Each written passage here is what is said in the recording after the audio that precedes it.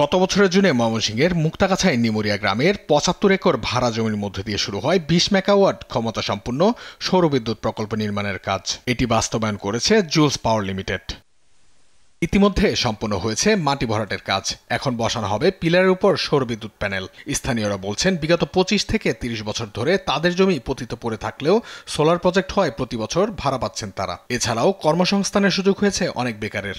Solar হলে আমাদের বিদ্যুৎ সংকটটা এটা আমাদের ঘাটতিটা পূরণ হবে। এখান থেকে গত ৩০ বছর যাবৎ এখান থেকে আমি কোনো বেনিফিটেড না। প্রজেক্ট গত ৩ বছর যাবৎ আসছে। এই ৩ বছর যাবৎ আমি রেগুলার প্রতি বছর ভাড়া পাচ্ছি। এলাকার যাই আছে, শ্রমিক আছে, এরা এখানে কাজ করতেছে, তাদের একটা কর্মব্যবস্থা হয়েছে।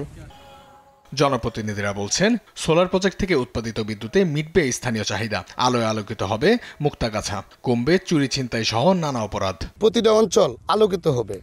সে আলোকিত হওয়ার কারণে আমাদের এলাকায় অনেক অপরাধ কমে যাবে। অনাবাদি জমিতে সোলার প্রজেক্ট নির্মিত হওয়ায় উপকৃত হচ্ছেন কৃষকরা।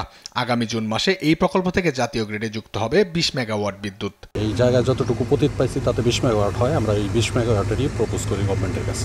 টেকনাফে 20 megawatt solar project already complete করেছি এবং এটা 2018 সালে জাতীয় গ্রিডে যোগ করেছি। ৪১৬ কোটি টাকা ব্যয়ে নির্মিত এই প্রকল্প বাস্তবায়নে এশীয় উন্নয়ন ব্যাংক এডিবির সঙ্গে ২৯১ কোটি ২১ লাখ টাকার চুক্তি করা হয়েছে। অঙ্কন চৌধুরী, দেশ টিভি।